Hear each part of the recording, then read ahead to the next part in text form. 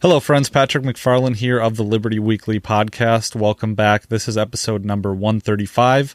And as always, the show notes may be found at libertyweekly.net/135.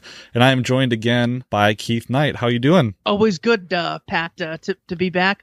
I'm glad we are taking a break from politics today, especially during this election. I am just exhausted. How are things going with you? Oh, good. You know, it was a busy week, but it was a down week. And yesterday I was able to get a whole bunch of work done around the house. But there's still work that needs to be done. But I figured, you know, there's only so much of a well of energy from which you can draw. And so I was going to take it easy today and then hit it again next weekend. But how about you?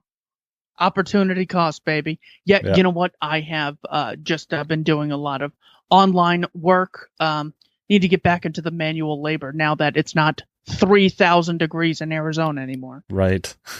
Yeah, it's starting to get below freezing here. So, well, in our last episode, we touched on this topic a little bit, but you had reached out to me, I think, earlier this week with a little bit of an idea from left field. So what was your idea? Well, I'm just so sick of only talking about, the state or something when I, of course, love it as a topic for our show, but you want to make sure the thing that you hate doesn't also indirectly control you just by obsessing over it. So I thought we would go over something vitally important in life, and these are the top 5 regrets of the dying. This is from Mindful's interview with Bronnie Ward, the author of The Top 5 Regrets of the Dying. For more info, visit mindful.org/no regrets. So, I figured we would go through these 5 just so they were out there, because I came across them in Dave Rubin's book, and I go, well, these are 5 quick things that everyone should have on hand easily, just so they know that there was an in-depth study about people who were towards the end of their life, and they had 5 little gems of wisdom. I figured you and I could discuss discuss them one at a time here. The first one, top 5 regrets of the dying. 1, I wish I'd had the courage to live a life true to myself, not the life others expected of me. What are your thoughts on that? And do you think you're able to do that? Because it's harder than it sounds. Yeah, it's really hard. And I think it takes a lot of courage, and it's something that I've tried in my life, especially as now that I'm towards the latter end of my 20s. I guess I'm 27 years old, but especially since we had my son, time has started to go a lot faster, it seems like. And so this kind of introspection happens whether I don't know, it just kind of creeps up on you. So in starting a career and everything like that, I try to analyze, and I try not to spend too much time in the past and wonder why I took the career path I did and made the choices I did, because now it's a little bit too late. I have that feeling. I don't know if do you have those feelings ever? Well, I sometimes am doing something and I go, hold on, do I have a very solid foundation for my reasoning behind doing this? Because that is the reality, as she says, not the life others expected of me. That just by other people expecting something, it's not even like, well, there's a law and you go to jail if you don't do this. Like, we expect you to do this. That puts so much pressure on us psychologically that it's like, I don't want to disappoint them because that'll be over in 30 seconds, but that's so bad that I'm just going to do this thing for years on end, just so I don't have to, this way I could just avoid this conflict or not run into this terrible conversation that I might have to with a peer of mine. I mean, you look, my dad one time said to me, he's like, son, the day you graduate college, I'm going to be so proud. And I go, Dad, all the people you watch on CNN went to college. They're all either liars or morons. I go, the fact that alone is what really inspires you. I go, well, why don't you just try to see if I can think consistently or something like that? Or instead of having your own standards, you're constantly going to, well, what's popular, what's widely accepted. And it's amazing that our ability as human beings to think rationally, to read, to weigh costs and benefits, we just totally abandon for, I hope I'm liked by the masses. Yeah, it's definitely illogical. And especially, I guess, for me, and in my thoughts, a lot of people in the audience probably can relate to this. I keep forgetting, Keith, that you're younger than I am. But the burden of potential is something that's really hard. And I guess I assume about our audience is that, you're ANCAPs, you're interested in intellectual pursuits. So I guess my assumption would be is that you also have a lot of academic or professional potential if you just harnessed it properly. But it's a really hard thing to try and live up to. And I've read Jordan Peterson and tried to apply his works to my life too, but there's a certain amount of anxiety that comes when, as you get older, he always talks about order versus chaos, and chaos is the potential of a life that you could live and perhaps the life that you should be capable of living in terms of succeeding. But as you get older, that chaos of potential gradually goes away and it turns into the order, because you've chosen your path and now you're walking down it. And so it's interesting. Yeah, I am trying to think of a time where I forget what age this was. So my mom is a tutor and an educator, reading specialist, has a PhD and everything. So she was so hard on me when I was younger. And, as I say it doesn't sound like much being so hard on me to get good grades. But when you're in like first grade or something, and it's all about, well, what did the teacher say? It's like, this is the ultimate authority. When that's all you think it's the biggest thing in life. It's like, am I a good person or am I a bad person? Well, let's see what the teacher says. Okay, turns out the teacher was a moron the entire time. Right. So the fact that I had put so much stress on myself for something that it didn't even matter, more or less.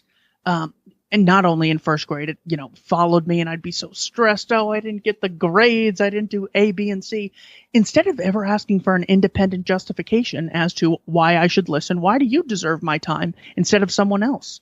I mean, that's a totally fine question you should be asking at any age. And if it's so obvious why they're deserving of your time, well, surely then you'll have an answer. So simply just having objective or personal standards for things can really make sure you're not living the life others just expect of you, and living a life true to yourself. Do you have any final thoughts on, I'd wish I'd had the courage to live a life true to myself, not the life others expected of me? I think that when you're going through your life, you should certainly take a lot of time to self-reflect and think about why you're making the choices that you are, and not let yourself get swept up in the moment and just make those choices. Because once you choose a path to go down, this gets a lot harder to do. Thinking of, okay, well, if I get married, I walk down a certain road, maybe I could turn around. It's going to be a big hassle. You have a child, then all of a sudden you have a family and a responsibility of your own. And on some level, you have to do what's expected of you. You can't just, let's take the family up. We're going to move across the country and go live in the woods because I want to be a prepper, I suppose you can do that, I don't think that I want to be an accountant anymore. I want to pursue my passion for painting. Well, you should have thought of that before you chose to have a family. That's maybe my only last take on that. So when you're making these decisions, think a lot about it and make sure that that's what you want to do. Find yourself. Definitely long-term thinking. Top 5 regrets of the dying, number 2. I wish I hadn't worked so hard. Yeah, this is a good one because it assumes not just hard work, but hard work not for the sake of the labor. So if you're working really hard on climbing Mount Everest and your dream is to climb Everest, or then that's something totally justified. But if you're doing it as a means to an end, and you're so focused and obsessed with the means, you end up forgetting about the end, which is happiness, fulfillment, friendship, a sense of achievement, ability to do other things, ability to get recognition. Sometimes I will see that I'm working so hard on something and I totally forget why I even started it, or I, end up losing the justification. I have to do A so I could do B so I could do C. There's that, God, I wish I could remember where I read this one.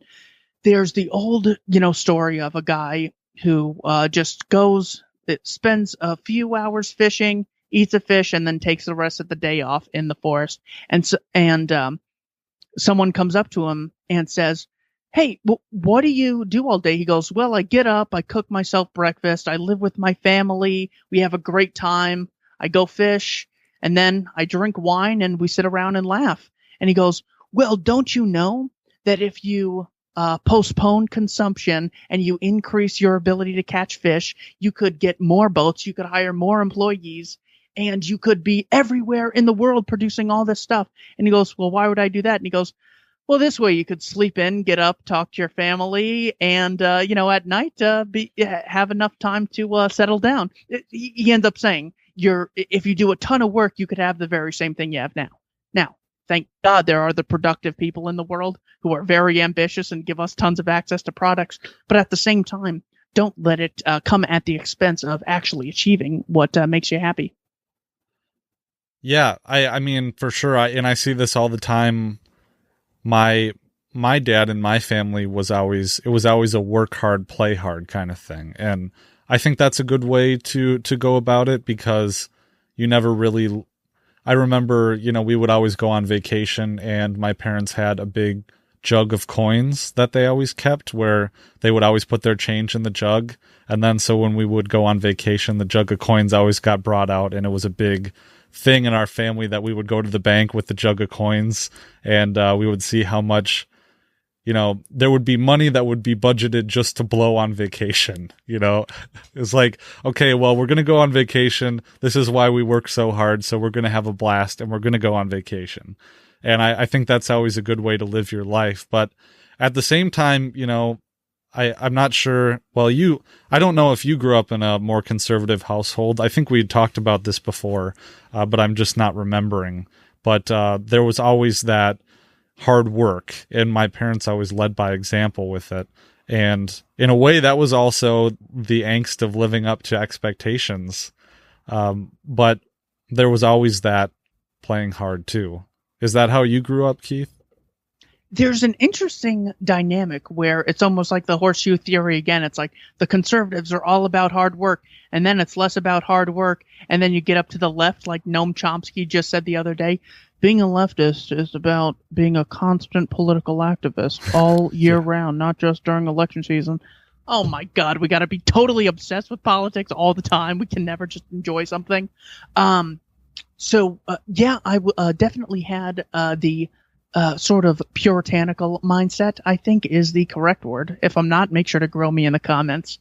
But it's just like the idea that work in and of itself is good. Hey, you work today, right? It's like, well, for what? Did I produce something of value? Well, then it's good. Just the idea of, I'm working versus I'm not working. Well, that's not necessarily, that doesn't necessarily yield us a better result. Sometimes there's such thing as too much work. Sometimes there's, why are you wasting your time on that? Well, at least I'm working. No, that's an opportunity cost right there. You're not doing something you otherwise would do. I wish I hadn't worked so hard. Yeah, that reminds me of a time when I had a friend who was just like, a terrible position. He would be like, "Hey, man, if you ever need someone to talk to, just let me know." And I said, "Oh, thanks." And then he said the same thing to me like 3 more times. And I go, "Do you need someone to talk to? Because you've said this to me 3 times in the last week." Go, "Can we go to Starbucks after school?" And then we met there. Starbucks closed. We go into his car and keep talking. We ended up being there like, I think we were there for like 12 or 13 hours just talking straight. And it was so cool. And the whole time my mom is texting me, "Like, Gavolt, when are you going to be home for school tomorrow?" You would have thought they were giving away winning lottery tickets at school the next day. This was the most important. It was just another school day. Meanwhile, this guy is in a terrible position, totally depressed. And it's like, I shouldn't work so hard. This is something, it's okay if I miss that, because this is so obviously more important. Other day I was really tired, but I still was close to one of my relatives, so I still went and stopped by and visit him. And in like 30 minutes, I just got like this second wind of energy, and I was there. I haven't been out of the house for this long since, March, and this whole thing started. I was like, oh my God, I've never been out of the house this long. I'm exhausted. So, not working too hard. Any final adages or ideas on I wish I hadn't worked so hard? Yeah, and I think one thing I've noticed, because I never really had a full-time job until I graduated law school, which is in of itself, I worked part-time and I went to school at the same time, so I guess you could say that was full-time, but not like a real, I guess, adult job. And I started to notice that it's like the marginal utility. When you don't have so many free days, the free days that you do have become much more valuable, and you need to take the time to really enjoy it and try to cherish it. So when you're not working hard, I guess I would leave on that. Make sure you cherish those days off and make a thing out of it. And it's all about transitioning from level to level. You come up to the work mode and you work hard. You kind of come down when you come home from work. But then on the weekend, you come down to the recreation mode. And then you got to load up the elevator again to go back on Monday morning. But you try to grease the skids so that you can get to that level and then perform there. I've had that where I was just like, oh, I'm so tired. I don't want to go to work. I can't wait till my next day off. It'll be so fulfilling. I'll be skipping through meadows and just be happy. Meanwhile, it's like sleeping in late, right? Scrolling on Twitter a little too more than I should. 5 or 6 episodes of Family Guy, 3 of which I've already seen. And after 5 or 6 weeks of that, I go, this is so unproductive. I got to start having standards for my days off. So, yes, wish I hadn't worked so hard. Top 5 regrets of the dying, number 3.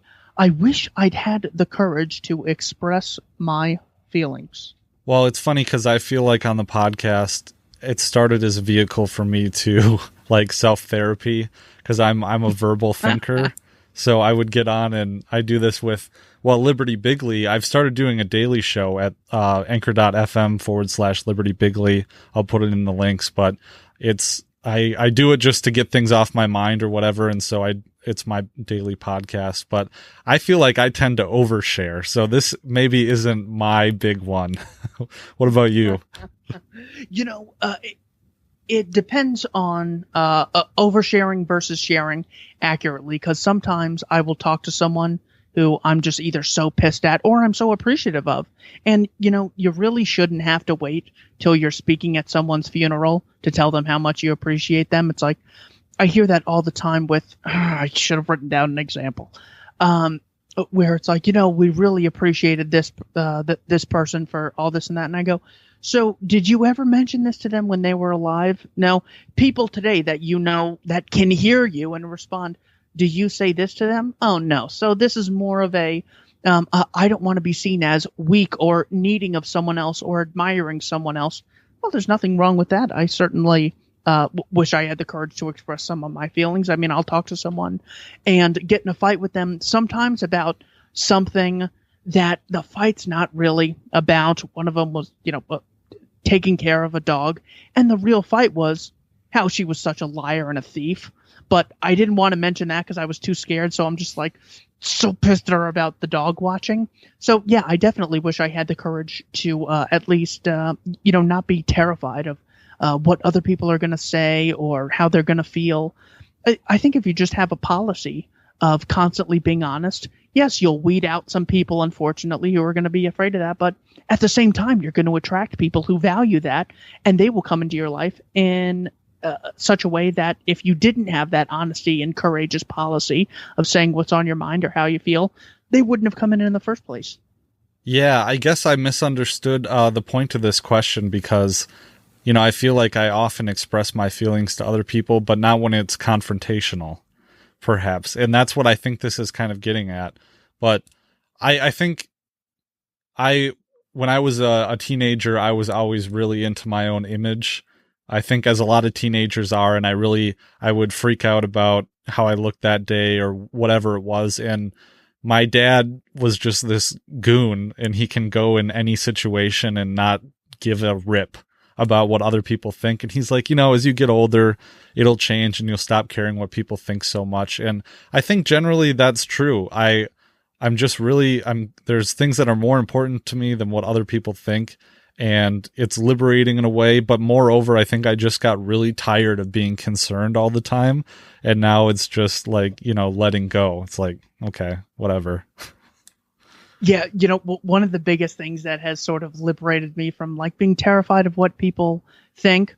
Well, there's two different aspects to this. If I'm in front of them and I'm talking with them, I'll ask them to defend their reasoning.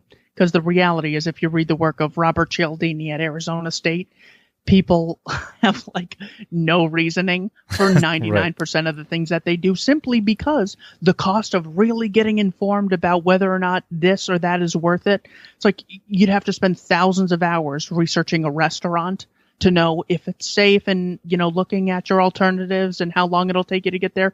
You're going to starve to death finding this out. Just go to a place. It's probably okay. There's a big line out the door. Yeah, that's probably an okay place.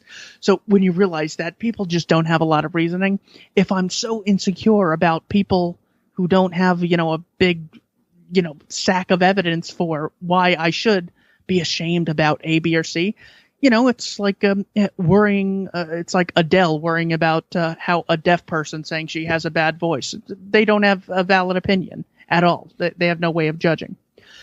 So that, but as far as one thing I definitely need to work on is if I'm afraid that someone that I can't respond to is going to see me as stupid, I shy away from that. So a lot of this stuff is for me, really. Yeah. Really.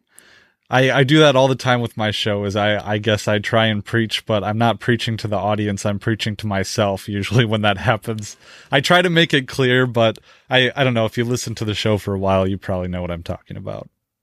I know, it's like, it's time for us to have courage. Hey, the guy that's owed you $10 for 3 months. Have you brought that up to him? No. That's going to start a fight. Oh, come on. Don't tell me you're going to violently resist the tyranny of dictators. But it's like, this guy's going to roll his eyes at me, and that's going to start something. Yeah. Or like with this episode, I mean, I think we were both talking about how we're a lot better at following the lessons from this episode in recent times. But I mean, back before I took kind of a hiatus for a while, I was saying like, libertarianism is not the most important thing. You got to live your other life. But meanwhile, I'm spending, 6 hours a week listening to libertarian podcasts and podcasting for an hour, and getting pissed off at TV and all that stuff. And a quick aside before I forget, I remember growing up and my parents would listen to Rush Limbaugh when we were in the car. And there was one point when they both definitively stopped and they were like, you know what? We don't like the people that we are when we listen to Rush Limbaugh, not because he's Rush, but, they'd get so mad about it. And I'm sure, they were less informed when they stopped listening about it, but they were certainly happier. Yeah, you have to know about, unproductive energy. I mean, we could just list off, the people in Yemen who have been murdered and go through, every tragedy of their life. That's just unproductive at some point. I mean, it's turning on the news. There were more deaths today. Really, in a world of 7 billion people, I'm going to need to see evidence. I don't believe anyone died. Yeah, it's like, yeah. But if you constantly are spreading yourself with that, it's almost like it takes you over in such a way that's counterproductive. But, I mean, it's still amazing. Just the whole libertarian thing about everyone believes in this thing called the state, and there's no good arguments for it, and the smartest people can't admit they're wrong, and they change the subject. So it is a wild thing that's worthy of a lot of time, just because it's mind-blowing. Everyone since forever has believed in something there's no evidence for. There's no good arguments in favor of. It's a contradiction by definition. So when you see that, it's almost worth it, but not at the expense of letting it totally ruin your life. Final thoughts on, I wish I'd had the courage to express my feelings. Nope. Number 4, I wish I had stayed in touch with my friends. That one's really big, and I'm not very good at this one. I know. Yeah. It's something that it's like you can so easily keep putting off, but if so many people in this study, there were a large number of participants and a great deal of research. And a lot of people that I talk to who are older, it's like, oh, it's so important to stay in touch. They value really calling you, but you're sort of like in this cats in the cradle scenario where it's like, I'm too busy now. I'll get a hold of this later. and then you end up being the person who's trying to seek out those relationships later. If so many people believe it, it's probably something I'm not just able to properly value in my head, because I could just easily put it off. I wish I'd stayed in touch with my friends. Are you are you just totally terrible? Do you ever give it a shot? I do sometimes. It's like there will be chance encounters around town where I'll see someone I went to high school with that I still really like and want to see, and they live very close, and there's no reason why we don't do something. But I think we're both just antisocial homebodies, and so two ships pass in the night. Or, like my cousin and I, my second cousin lives less than 2 or 3 miles from me now, where we moved in a couple years ago, and I've seen them 2 or 3 times. And actually, the first time we saw them since we moved in was actually my wife ended up pregnant. So I don't know if that what I was trying to. It was just we were, having a good time, and anyways, oversharing. But you guys should come into town more often. I know it's a joke amongst us that I guess I wanted to tell on Liberty Weekly. So. Yeah, it's funny because there's sometimes where it's like I'll want to reach out to someone, but I'm like, well, it's been a while, and I wonder what they're going to think of. I was just thinking of them. Like, is that such a vulnerable position that I can't admit that, oh, they crossed my mind? Or I will I'll be thinking of I wanted to hang out with someone, so I'll put it off, and then more time goes by, which makes it even harder, increasing my original justification for, well, it's been a long time. Well, it just keeps getting longer. It is incredible how we'll sort of have like this grass is always greener mindset with so many things in life, but this especially, where it's like originally it was, excuse me, it was, well, my brother lives thousands of miles away, and, it's such a hassle that I'm not going to see him. The reality is that Skype and Zoom exist. We both have access to the internet. I could still talk to him all the time. So then he moves to Tucson, Arizona. And I'm like, well, that's, good, but it's still a long drive and everything. And then he moves again. And now he is so close to me, I could be at his house in 20 minutes. He's gone from thousands of miles to I could be there in, before lunch today. And, I'm just disappointed in myself that I don't go to see him enough. I think a lot of it is that if someone tells you, they're busy or they're not able to do it once or twice, I just stop asking. I go, all right, I'm not going to beg you. Because sometimes, you have to be willing to say there might just be some people who aren't that into spending time with me. Yeah. Or, and it's always important for me. It's always the busyness, or, oh, we've done things for the last 3 weekends, and the weekend that you want to do something would be 4 or 5 in a row. So whatever. I mean, I don't blow people off or anything like that, but it's tough. It's tough to schedule that, especially with a young family, but it is very important. And every time it happens, I almost always walk away feeling great about it. Like refreshed, you get the warm and fuzzies inside your body, and you feel good. So just do it. And isn't that funny that we have to say, what am I going to think afterwards? You have to put yourself in that mindset, because I'm sure it might have happened once or twice where I've left and I'm like, God, that was a nightmare. I shouldn't have done it. But I don't remember a time like that. I do know that even last night when I went up, it was, 20 miles out of my way, but I still went to see him. And I go, I'm at least going to stop in. Hey, how's work? How's this? All right, I got to get back before dinner. And I ended up staying for 10 hours. I mean, literally, it was like midnight and I'm yawning walking out of there. So you have to try to be able to think past, there's the amount of friction, calling them, driving there. And once you're there, it's usually really good. Sometimes to see if, the other person values your friendship, you can really just say, here are my next 5 days off. Name any time and I'll work around them. Now, if you give them five days to choose from, and, they might say, well, I'm on vacation. How about this day?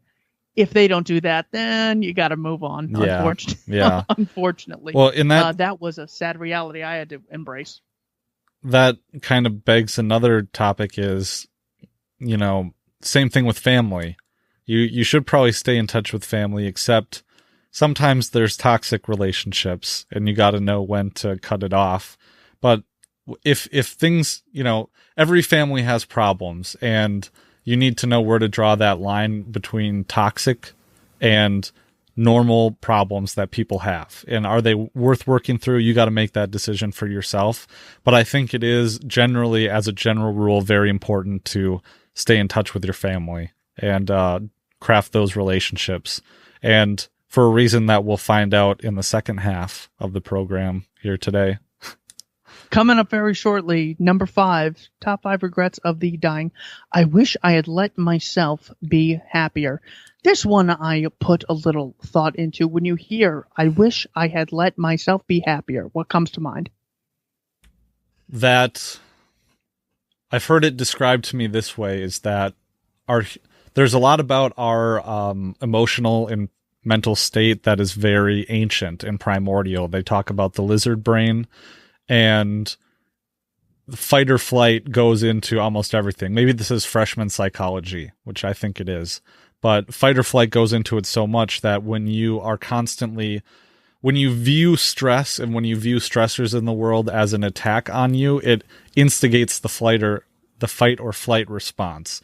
And when you do that, you're constantly, your blood pressure is high, you're agitated, you're stressed, you're feeling those stress emotions.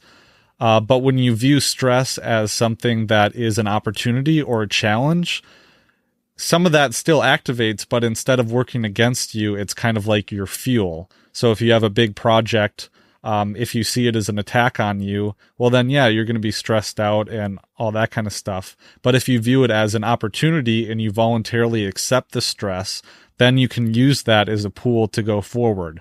And this is where it relates, is that if you are constantly in a state of being attacked, your body by nature only notices threats, because when you meet a bear in the woods and you're running away, well, you're not going to stop and say, hey, look, those flowers are really pretty today. You're going to be like, holy crap, there's a bear behind me. And you're going to be looking out for, a bite on the leg or a swoop of some claws or something like that.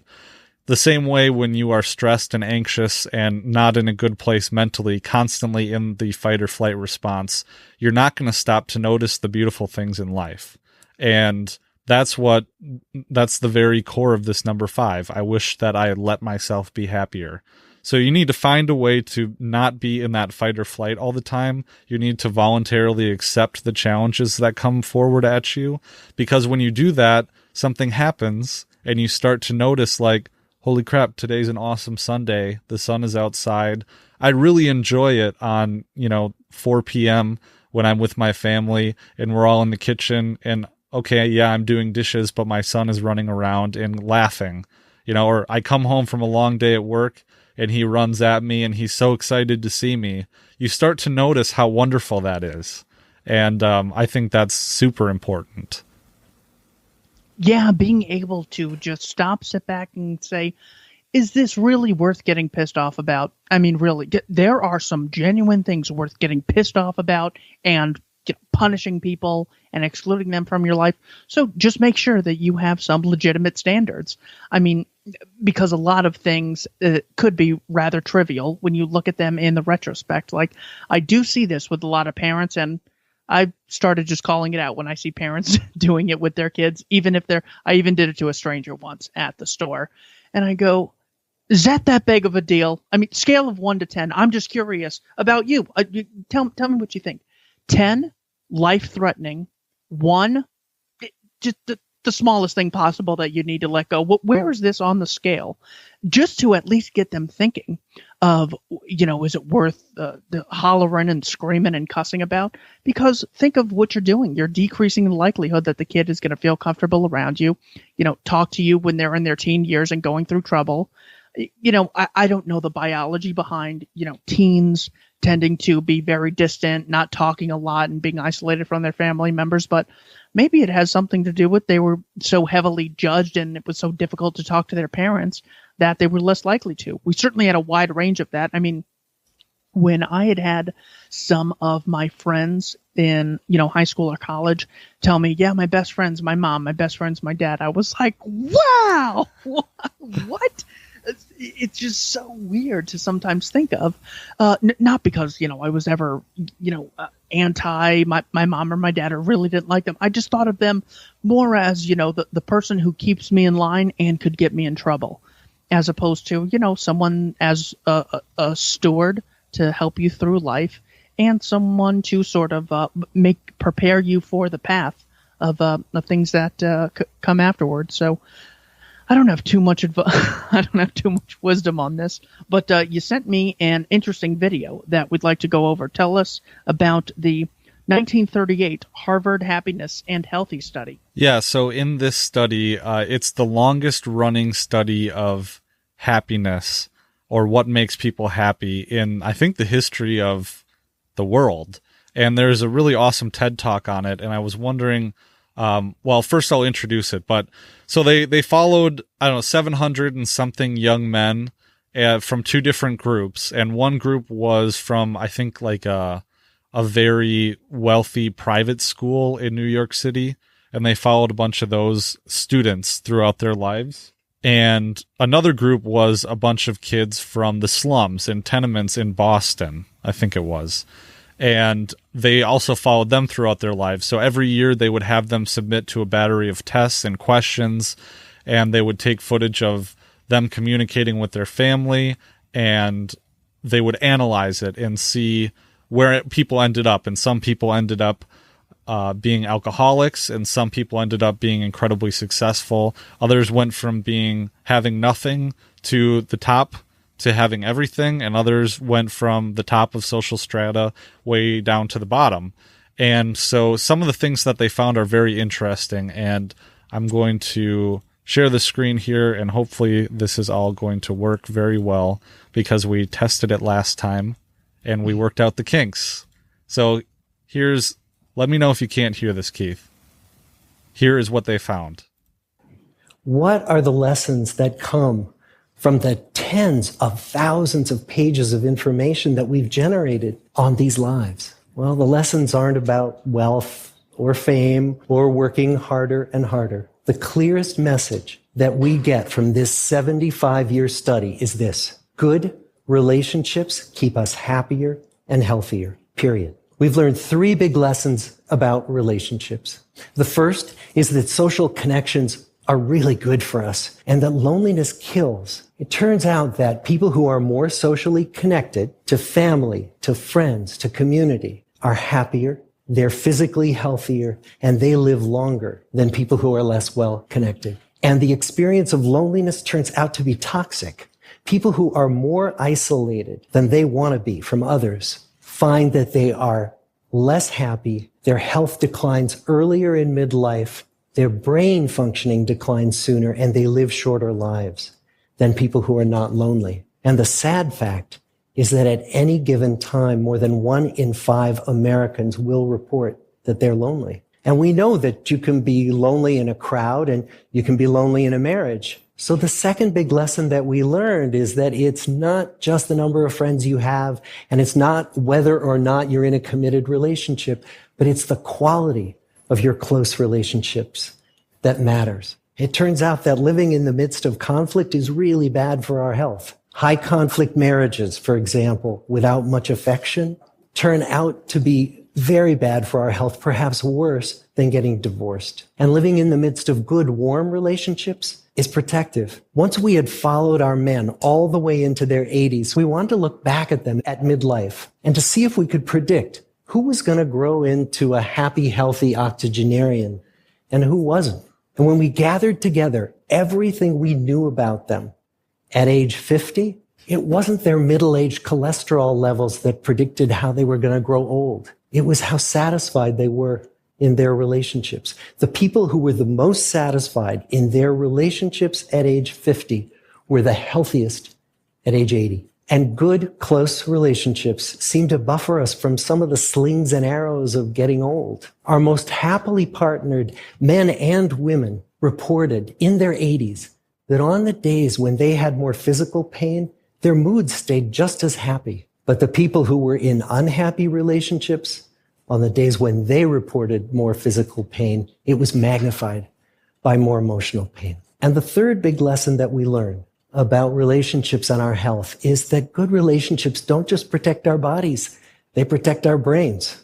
It turns out that being in a securely attached relationship to another person in your 80s is protective, that the people who are in relationships where they really feel they can count on the other person in times of need, those people's memories stay sharper longer. And the people in relationships where they feel they really can't count on the other one, those are the people who experience earlier memory decline. And those good relationships, they don't have to be smooth all the time. Some of our octogenarian couples could bicker with each other day in and day out. But as long as they felt that they could really count on the other when the going got tough, those arguments didn't take a toll on their memories. So this message that good, close relationships are good for our health and well-being, this is wisdom that's as old as the hills. Why is this so hard to get and so easy to ignore? Well, we're human. What we'd really like is a quick fix, something we can get that'll make our lives good and keep them that way. Relationships are messy and they're complicated, and the hard work of tending to family and friends, that's not sexy or glamorous. It's also lifelong. It never ends. The people in our 75-year study who were the happiest in retirement were the people who had actively worked to replace workmates with new playmates. Just like the millennials in that recent survey, many of our men, when they were starting out as young adults, really believed that fame and wealth and high achievement were what they needed to go after to have a good life. But over and over these 75 years, our study has shown that the people who fared the best were the people who leaned into relationships with family, with friends, with community. So what about you? Yeah, so very interesting there. And a lot of that is what we've been talking about. I mean, any thoughts on that, Keith? Especially what he said about, us wanting a quick fix. It's so hard to develop that low time preference of, all right, this will make me really happy now. It's like, oh God, I'd love to, have a big glass of, Captain Morgan and Coca-Cola. It's like, all right. But then I get really hungry when I drink, so I'm going to eat late. So I'm going to have, and then I'm going to start craving chewing tobacco. So then I'm going to do that. I won't get to bed till 2. I do have to be up by 7. I'll be exhausted. I won't be on top of my game the next day. It's like, hold on. This Captain Morgan better be the most delicious, greatest thing ever if it's worth all this other stuff. So it is about, being able to see all right, if I do this, then that will happen. So, spending the extra time to develop relationships, it seems to certainly pay off in the long run. So I really like what he said about that, mostly because it's something I need to embrace more. How damning is this of the COVID lockdown? Yeah. Oh, that's really interesting. I mean, certainly, and there's something so different about being in person. There's some people in my life that I'm like, yep, Skype is enough. I don't need to see you in person. Other people I'm like, oh, we've only spoken on Skype. I, need to save up and get a flight out, just because it's just so much more real. It's so much more intimate. It's so much more fun to, literally walk through the rooms in their house as they're telling you where they live and stuff. So, it's devastating for the lockdown. Certainly not as devastating as my recent interview with Jeffrey Tucker, where he slams them down. But this certainly gives us an idea as to the cost. That's one of the biggest swindles that you come across, is when someone tells you, here's a solution.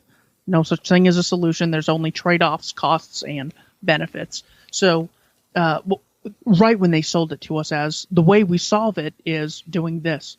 Well, I mean, is this you're more or less saying that we've never had anything like this. We don't know what to do. It's like, no, we do have some things to compare it to. Yeah, lockdowns weren't justified then. They're not justified now.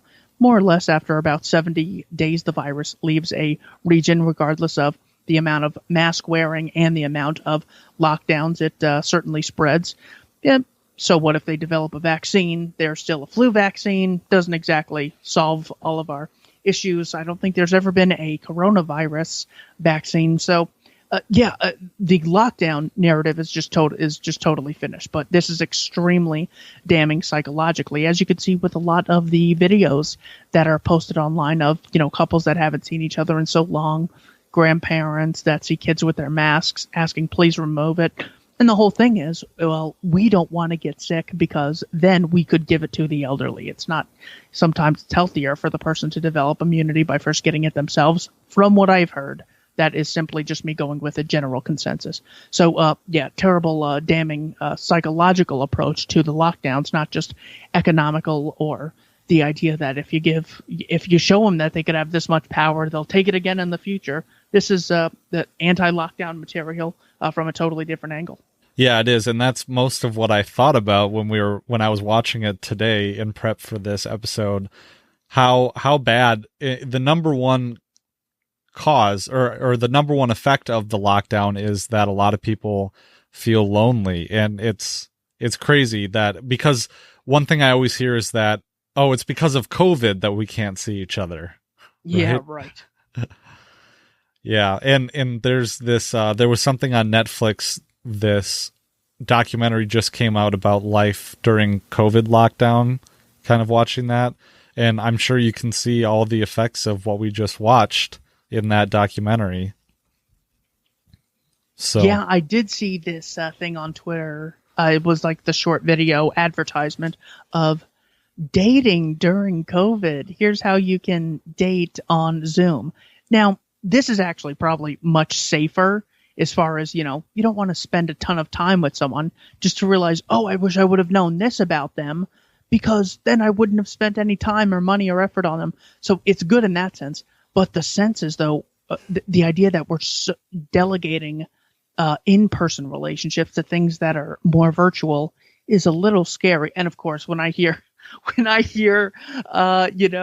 them say, well, we might have to do virtual Thanksgiving this year, that's one where it's just so funny for me, because I just feel like Michael Corleone when Kay says, I'm going to take the kids, and he just goes, do you know that is an impossibility? I could never let that happen. I do everything in my power to. That's just what I want to say to these doctors who talk to me about Zoom Thanksgiving.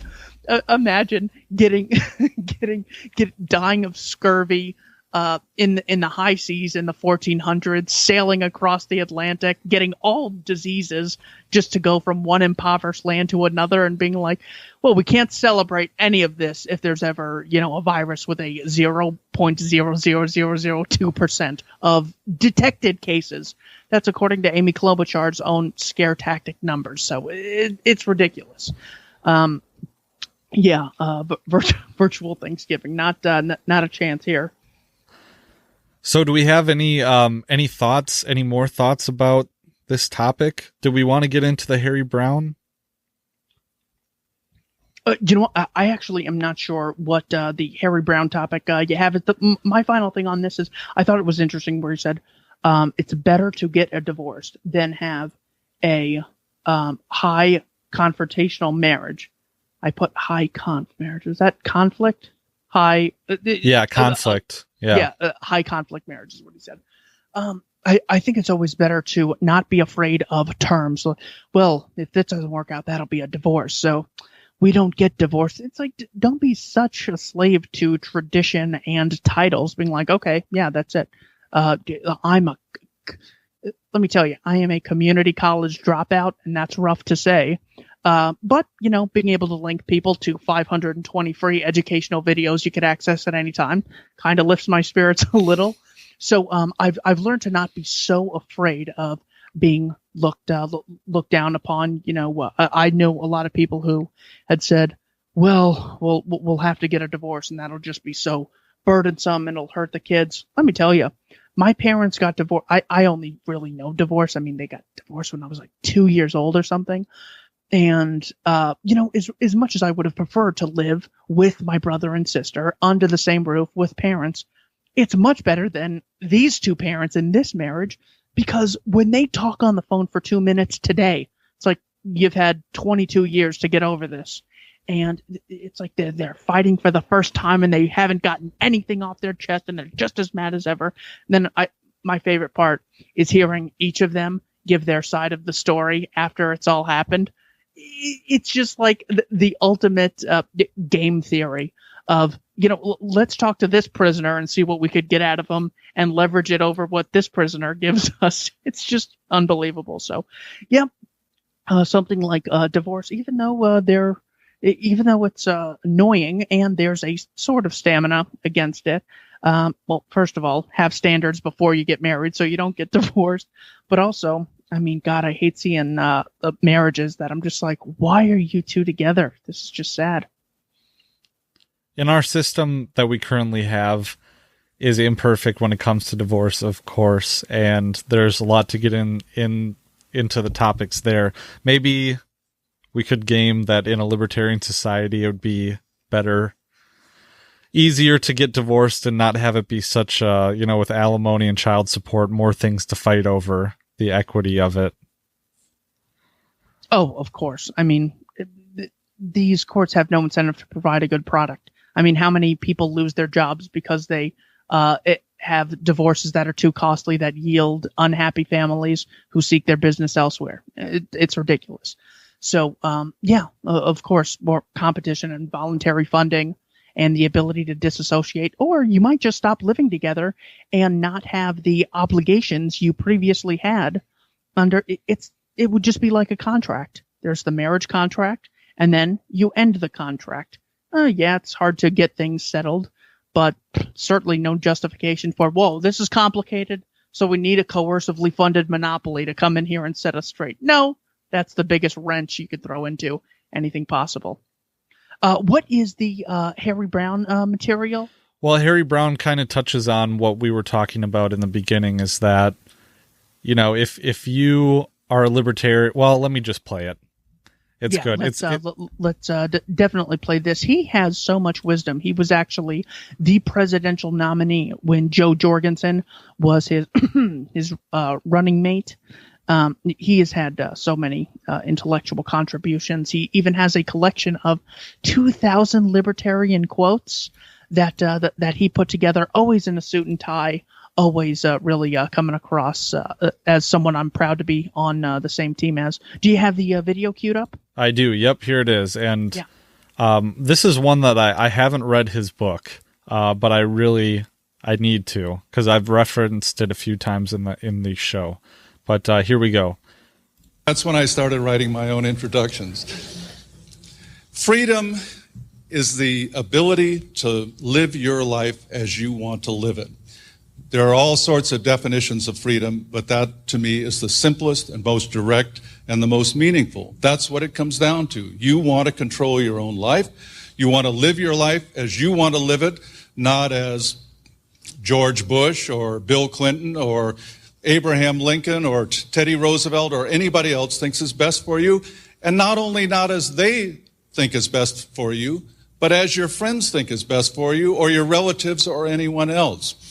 And we think of freedom necessarily, most of the time, as being in relationship to the government, because the government seems to be the biggest inhibitor of our freedom, taking so much of what we earn every week, taking so much of our time consumed in dealing with regulations and rules that the government has set, taking so much control over our lives because of rules that it sets even on personal behavior, of what kind of medicines you can take, of what you can smoke and what you can drink and when you can do it and where you can do it, and all of these things. Obviously, we don't have a great deal of control over our own lives, so we think of that.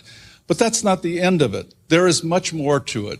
We give up freedom in many ways voluntarily, to people that we know, to obligations that we make, to society in general, so-called. We also give up freedom to people we deal with in many ways that we don't really need to. And libertarians understand a great deal about the relationship of freedom with regard to the state.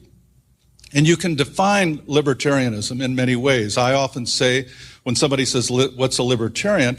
I say, well, a libertarian is somebody who is really serious about reducing government to its absolute minimum. In other words, somebody who doesn't say, hey, we had a great victory because government only grew by 4% this year instead of 5%. or, gee, we stopped that new welfare bill, or whatever it is. What a great victory for freedom. No, libertarians are serious about reducing freedom to its absolute minimum, whatever that may be. But to me, all of libertarian thought, and this is, again, something where you might arrive at a different formulation, but to me, all of libertarian thought stems from one simple principle, an obvious principle, and yet with so many ramifications. The principle is that everyone thinks for himself. Now, everyone does think for himself. Now, so thoughts on Harry Browne? He gets into a bit more, and he starts talking about freedom traps, and I've covered that in other episodes of the podcast. But thoughts on Harry Browne? I thought it was great overall wisdom. As far the thing that stuck out to me was he misspoke. What was the date on that? May 4th, 2002? Is that what it said? Something like that. Yeah, but you have to put yourself back in, May 4th of 2002 to remember that this was a time, just like now, where they're saying, well, this is obviously why we need a government, because we were just attacked by fanatics. They're only going to increase for all we know. This is terrible. It's like, look, the people that are saying, well, we actually really need it because, look, there's a virus. Well, we really need it because social media companies engage in blatantly violations of contracts and agreement. Well, we need it because of the recession. Actually, we need it because of Saddam. Or we need it because there's big governments overseas. Or we need it because there's greed or there's racism or because there's inequality. Don't get discouraged to our fellow ideologues out there about, well, now it's so exhausting. No, it's always been this bad. It really has always been. And if he was able to, he did such a great job of leading by example in May of 2002, when the Democrats and Republicans were like, government, here's a blank check, just keep us safe. Not being able to think critically, of course. So, yeah, I don't really have much else on that. I think he's a great member of the team now. Yeah, and I'll close on this, is that it's about what you can control and what you can't control. And I've also talked about stoicism on the podcast before, and that's gained popularity amongst our circles. But it really is about why waste time and energy worrying and getting angry and upset about things that you have no control over? One of those things being what other people think, or how much the government grows, or what the government does, or what the government's reaction will be to COVID. I guess you can put your hat in the ring and try and do your part, but at the end of the day, you just got to focus on what you can control. And within your sphere of control, you can do a lot to increase your own freedom. And that's what agorism is about, but it's also what just being true and having a great family and great relationships is about too. So hopefully this episode was able to help you guys gain some perspective, help us gain perspective as well, Keith. But if you have any thoughts, feel free to reach out, patrick.mcfarland@libertyweekly.net. Post in the comments below. If you're going through something or want to chat or talk about your life or, during this time, feel free to reach out. Anything else, Keith? Oh, I got nothing else. Okay. Harry Browne's always a good note to end on. All right. Well, sounds good. Thanks for joining us, guys. Really appreciate it. Hope you're doing well, and we'll catch you next time. Bye.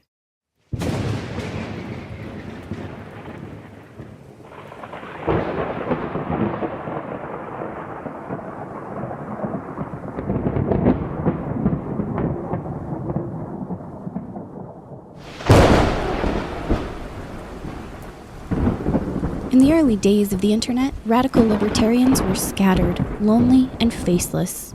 Without direction, they resigned to scour the web, sifting through content providers in a wasteland plagued by YouTube demonetization, Facebook jail, and covert internet censorship. But then, in 2017, the Libertarian Union was formed. Finally, the average Joe libertarian could find a thriving community of independent podcasters and content providers, all in one convenient location. At Libertarian Union, we'll always have the latest news, interviews, discussions, and even movie reviews.